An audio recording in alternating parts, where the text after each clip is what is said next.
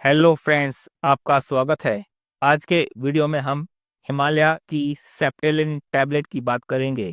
अगर आपको फेफड़ों में इन्फेक्शन, नाक कान गले के इन्फेक्शन की समस्या रहती है, यदि मूत्र मार्ग में इन्फेक्शन रहता है, तो यह वीडियो आपके लिए ही है।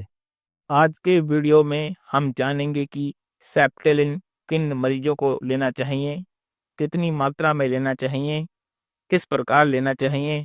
कृपया इस वीडियो को अंत तक देखें, यूजफुल होने वाली है। सेप्टेलिन टैबलेट एक आयुर्वेदिक एंटीबायोटिक है। यह मुख्य रूप से संक्रमण यानी इन्फेक्शन में प्रयोग किया जाता है। इसका प्रयोग शरीर की इम्यूनिटी यानी कि रोग प्रतिरोधक क्षमता बढ़ाने के लिए भी करते हैं।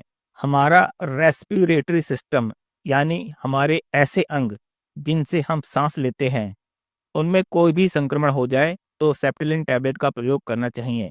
यदि किसी मरीज को फेफड़ों का संक्रमण हो जाए तो उसको छाती में दर्द रहता है, उसको सांस लेने में परेशानी हो सकती है, उसको खांसी में बलगम आ सकता है। तो ऐसी अवस्था में सेप्टेलिन का प्रयोग मरीज को बहुत आराम देता है।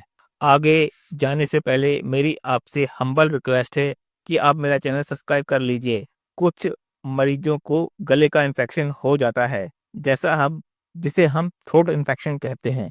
आप चित्र में देख सकते हैं कि मरीज का गला इन्फेक्शन के कारण लाल हो गया है। इस कंडीशन में भी सेप्टेलिन टैबलेट का प्रयोग करने से बहुत लाभ मिलता है और मरीज का गला धीरे धीरे ठीक होने लगता है। कुछ मरीजों को टॉन्सिल का इन्फेक्शन हो जाता है। टॉन्सिल्स हमारे गले में रहते हैं। चित्र में आप देख सकते हैं कि टॉन्सिल्स में स्वेलिंग है और इन्फेक्शन के कारण उस पर सफ़ेद परत भी जमा है। तो इस कंडीशन में भी सेप्टेलिन टैबलेट प्रयोग करने से मरीज को बहुत आराम मिलता है, बहुत फ़ायदा मिलता है और उसके टॉन्सिल्स ठीक होने लगते हैं। कभी कभी कुछ मरीजों को कान में इन्फेक्शन हो जाता है। यह इन्फेक्शन कान के अंदर हो सकता है अथवा कान के बाहर पिन्ना पर भी हो सकता है। ऊपर चित्र में कान के पिन्ना पर संक्रमण है, आप देख सकते हैं।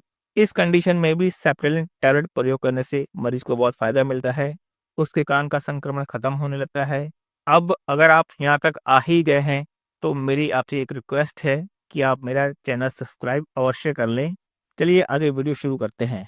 हमारे गले के भीतर लेरिंक्स रहता है। आप चित्र में देख सकते हैं, वोकल कॉर्ड दिखाई दे रहे हैं आपको। ये लेरिंक्स है। इसकी सहायता से ही हम बोल पाते हैं, बोलने का कार्य करते हैं, हमारी स्पीच आती है, भाषा आती है।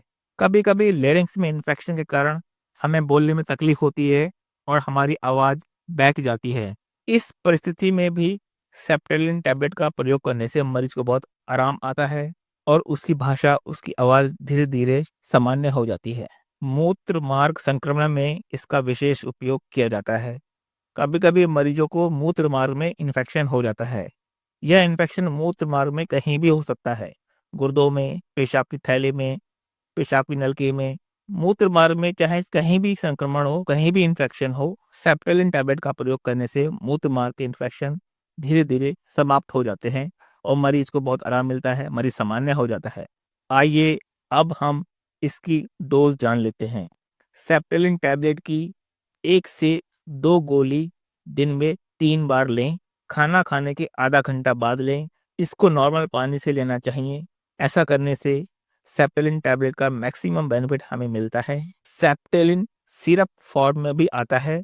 बच्चों को सेप्टेलिन सिरप देना चाहिए। 5 से 10 ml दिन में 3 बार दें। खाना खाने के बाद दें।